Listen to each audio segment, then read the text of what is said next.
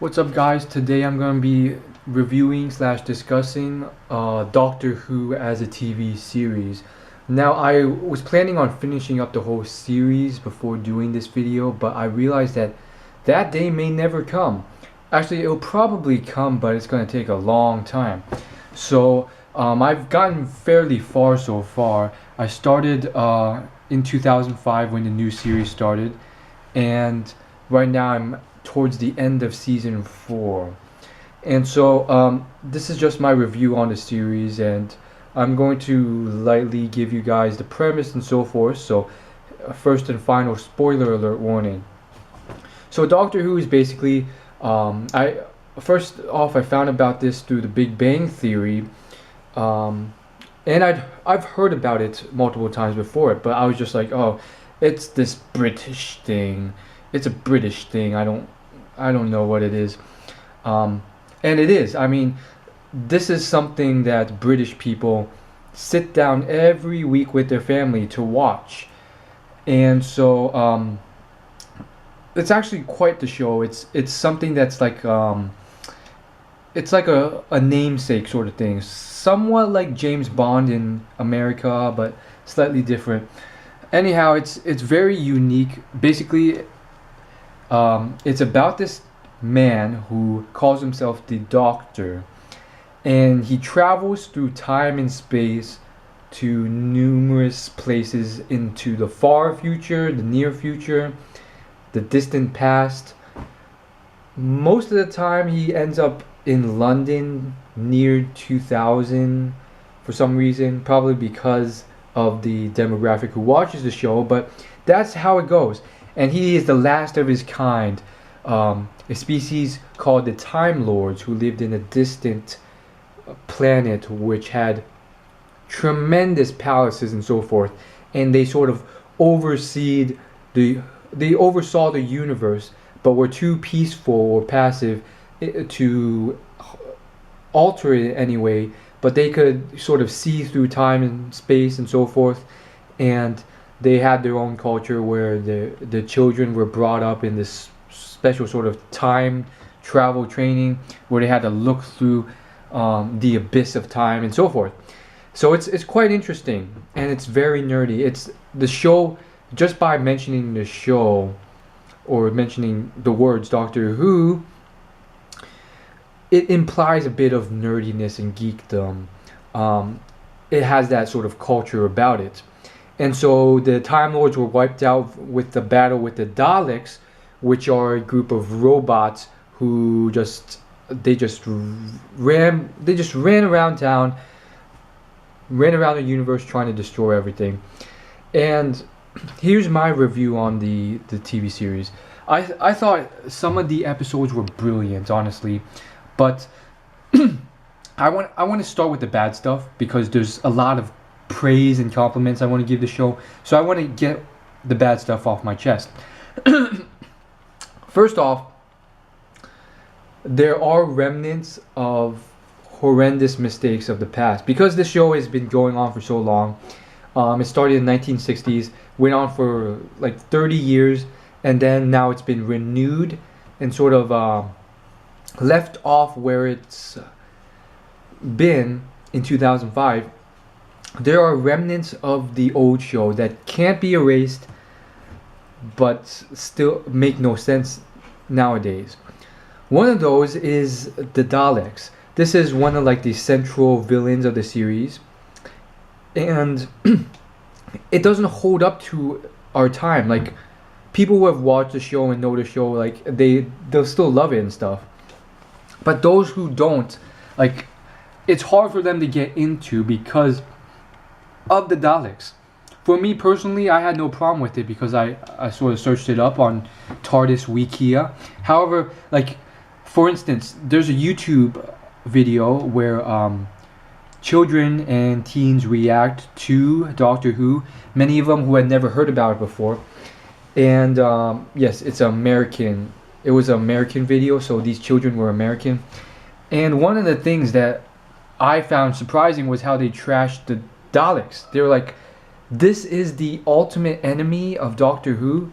These tin can vacuum cleaners how are they gonna kill me with that plunger? And that was like, because I had already seen the episodes where basically what how they do it is the metal around them is so strong that bullets and stuff can't really hurt them, and then they shoot lasers out of the plunger thing that sort of targets everyone and kills them on sight. But still, like, to them it's not a threatening thing, and it's definitely there's definitely that retro technology perspective that people of the 60s thought futuristic robots would look like, but nowadays they just look silly and outdated. I think that's always going to change, but most likely what's going to happen is whatever robots occur in the distant future, they're probably going to be a lot less bulky, a lot less, big with all these weird gadgets on them. Most likely they'll be so advanced that it's like the iPod or the iPad. It's so simple. At the end of the day, you got one button and a large touchscreen. I feel like the distant robots in the future, it's going to be something very simple, very simplistic, but very complicated on the inside. Anyhow, another thing is another big villain that Doctor Who has is the Master. He calls himself the Doctor, and his rival is the only other surviving Time Lord who has become corrupt and evil, and he calls himself the Master. And basically, I found it very uncomfortable in the 2005 series for them to keep calling him Master or the Master, or in referencing him like that as his name, because it was a remnant of an old time. It may have made sense then. Now it just sounds silly. It may have sounded cool in the 60s or 70s, the Master, but now it just sounds lame. But now, don't get me wrong, I'm not trashing the show just to trash it. Now I can get to good stuff. Wait. There may be still a couple things I do have to say. In terms of the show, I guess there's probably one or two other things I have to mention. Let me think. Bad things about the show. Oh yes. And again, I'm not trashing it. There's two final points before I praise the show consistently. The first is the fact that the places they go either sometimes are not that creative, or they're not that far from home, or they're just too remnant of recent times, and sometimes unrealistic. Like there's this one episode where they went to they met Shakespeare, and there's another episode when they went to Rome, another episode when they went to the Great Depression. And I know, like, my expectations for a TV show may be too high, but the depictions of the times, like, they were as good as they can be. I get it, but they were still kind of off. And considering the show was just made like 8-9 years ago, I'm a little disappointed in that. But then again, cinema has advanced tremendously in that short amount of time, so I kind of get it. But I mean, that the depictions of ancient Rome and so forth, they were too stereotypical in certain ways. Again, there's also the times when they went to the future or with certain aliens, it was too stereotypical. Not always. Some of the aliens were just really creative, really peculiar, really insane and crazy and horrifying. But I'll save that for the praising section of the video at the end. And so I guess the other thing would be that some of the mentions of some of the creatures, like there's this one time where they went to like the year 10 billion, and I just thought that was preposterous. Like nothing had really changed. Like they were still living in that, like the technology was much better, but they were living in like a hut. I mean, they were living like as refugees, and then like the outside was all, it's just barren, and there's still like savages running about. It's like really the year 10 billion, and I know like technically the universe was crumbling at that time, but still like what like it was ridiculous to see that literally there was no technological innovation. It was pretty much the same, save for the huge rocket they were building. Spoiler alert. Other than that, it was just like, okay, the year 10 billion. You're telling me in 10 billion years, there's no real technological advances? And again, spoiler alert. Like, it boggled my mind how there's still like these advanced beings outside, which were just like savages, and it was kind of weird. And then the last thing would be the fact that there were a lot of moments that made no logical sense. Like and I'm talking in terms of the behavior of the humans in the series. Like I would be watching it and I'd be like, realistically, humans would not react like this. Like there's this one instance in a scene where the maid freezes and she starts screaming in Spanish, and like the only two people in the room were like oblivious. They were like, look what's on the television, look what's on the television, and they kept repeating that constantly until after like 20 seconds they looked what was on the television, and they completely ignored that the maid was screaming horrendously. Like in real life that wouldn't happen. It'd be like, okay, there's something crazy going on the television, but this maid is screaming like crazy. Let's figure out what she wants, and then we'll continue watching TV. But that didn't happen, and then the maid just ran out screaming of the room. It didn't make sense. And then there's other like violations as well. Again, spoiler alert. There's this one episode where they're trapped on a train, and like 9 times out of 10, the whole crowd of people just started bursting out, arguing with each other, talking over each other, and it wasn't making sense. Like literally, spoiler alert, there was a beast in the train that was infecting the humans, and it was shown that this beast was contagious, and yet they were just arguing with each other. And again, the beast started copying what these humans were saying, and they all acted so irrationally. Like they copied they kept screaming at the beast, stop copying me, for like literally like a quarter of the episode. Like you would get the hint that the beast will not stop copying them, and yet throughout the episode, every so often one of the people on the train would shout out, stop copying me, stop it, and he'd keep going, and the beast would keep copying him word for word. It was ridiculous. It didn't make logical sense, and there's a lot of violations in the series. But then again, I mean, it's slightly old, I guess, not that old. Like it's 2014 now. The series was made, the episode I'm talking about was probably made like 2007.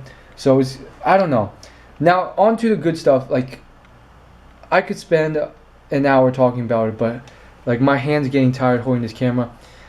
The biggest thing for me were those episodes that just made me appreciate where I am, and just think to myself, wow, the human race and how fast time passes is just crazy.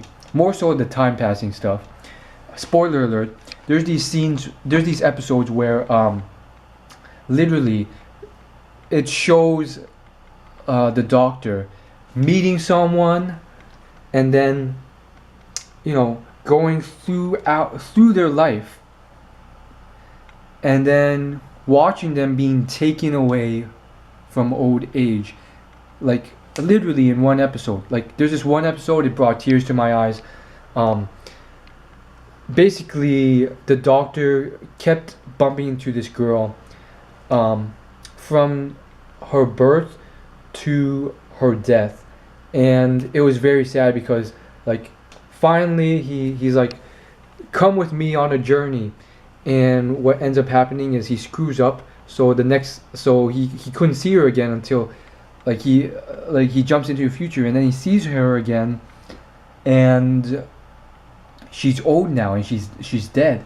So it was just really sad for him because like that's one of the common themes about the show. It's like the doctor, like he can't bear the fact that he's immortal, and all these people he meets eventually dies of old age. And then there lies a question: why doesn't the doctor, change time or like stop this, or like what's the point of going to the past when it's already affected the future?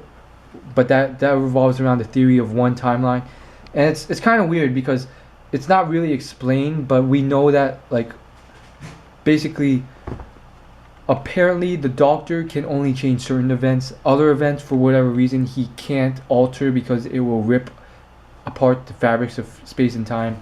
And so like he has to let go a lot of things, say goodbye to a lot of people. And there's a lot of episodes that just, it was very touching in certain ways. One of those was that scene where like basically he meets, like, the doctor meets this person and then she dies of old age, and it's just very sad. And I would say I recommend this series. Again, a lot of stuff is just so outdated at times, which pushes me to think whether I should watch the 1960 series or not. Probably not anymore, but it's quite a good series. Some of the episodes are a little dull and a little outdated or past its times. I mean, there's another villain called the Cyberman, obviously from the retro age, based on how the tin can model of their outer physical features is just very retro, like dated. It's a dated perspective on futuristic technology, and so other than that, it was a splendid series. I'm going to keep watching it. There have been some episodes that were quite good. I mean, there's this one episode. It was a genius. Basically, spoiler alert. It's this whole thing where the doctor sends up a bunch of split messages in the form of DVDs into the future, and then basically he's able to, engage in an actual conversation with someone in the future and tell her what to do and how to escape these monsters. And it's literally like sometimes it's just like video, like at the beginning it's just like pieces of video from different DVDs, and it doesn't make sense. But when you put this all together, all of a sudden the doctor's making an actual conversation with the girl through the TV screen. So it's like crazy stuff. And then basically like the monsters in the show were basically these aliens who had evolved into a form where they became solid objects when someone looked at them, and they could only move when no one was looking at them, and that basically was like the ultimate form of survival. But they were evil creatures trying to like kill others. So basically they were like these they masqueraded as stone angels, but they moved every time like you didn't look at them. So like as soon as you looked away and then you look back at it, like all of a sudden it's like 10 feet closer, and like the arms are all of a sudden now stretched about to like grab you, when before they were just like sculptures. So it's like a very scary, disturbing thing. I love this series. I definitely recommend it, and I'll see you guys later in my next video.